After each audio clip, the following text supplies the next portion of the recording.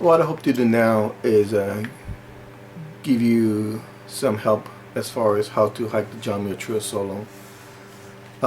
There's a few misconceptions as far as solo hiking is. One of them is how dangerous it is. From my point of view, it is not as, there's no difference between a solo backpacker than a person in a group. The only difference is if something happens, you have immediate help to get you some assistance if something happens.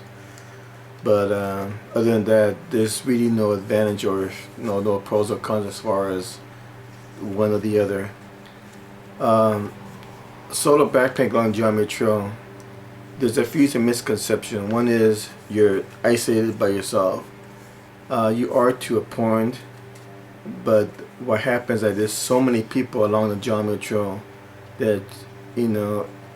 This joking, you may need some traffic signs at certain junctions, but you may find out once you start on the John Muir Trail, as you talk to people, that you may leapfrog people. You may end up camping out near or some people that you come across during the day. And back in 2010, my daughter and I spent 90% of the time leapfrogging people and camping out more or less with the same people night after night. It's about 10% of the time that my daughter and I will camp by ourselves. So that's pretty much your option. What do you want to do as far as do you want to camp by yourself or camp by some people that you came across or something like that. Another thing is too is that you have to really look at yourself. Take a close look at who you are as an individual. Are you cut out to do a solo hike along the John Muir Trail? That's something that you have to really have a no bullshit thing with yourselves. You know, there's some people that cannot handle solitude. There's some people that cannot deal with being alone. There's some people that really need to have someone there talking to them, someone there to comfort them when things go wrong. If that's you, then by all means, if you do John Muir Trail, hike with someone. But if you want a challenge, go solo. Solo backpacking, you have to be self-reliant on yourself. The gear that you take, the decisions that you make. And with those decisions, you have to have the knowledge to make the proper ones. The thing is, this is when you look at yourself. You have to look at you as an individual when you're tired, when things are going wrong. Are you capable of making the proper decisions? Take a look at yourself, take a look at your life. When things go wrong, when adversity hits you, what do you do as an individual? That will determine whether or not you can make those proper decisions when you're on John Muir Trail.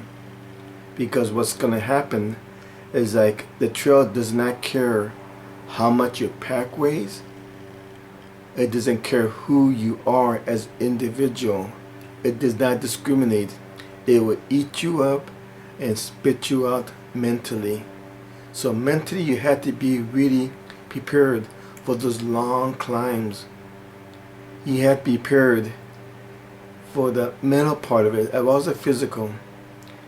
You know, your trail skills, you have to be able to read a map and compass. You could have a GPS, but what happens if the GPS runs out of batteries? Then where are you going to be? Another couple of safety tips you want to consider is make sure you have a whistle of some kind. Blow it 3 times. Blow it every now and then, and help will come to you. One thing I found out, for the most part, people that backpack John Muir Trail is almost like family.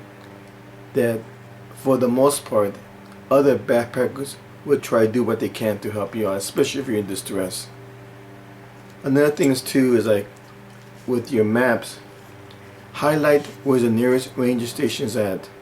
So if something happens to you, you have an idea how long it will take someone to reach that ranger station to get you some help. Keep in mind, Not like you living in the city that you call 911. Within a few minutes, you get some help. You have to understand that it may take you a while, so stay close to the trail, especially solo. So if something happens, another thing you may want to do is, last year I printed some business cards up. I have my name, my email address, and more important, at the bottom I have contacts of my loved ones. I have 2 numbers there. You could have many numbers you want. I just have 2 for myself. What I did back last year, I carried these and I was handing them out to people for them to contact me for whatever reasons, and also to contact my loved ones.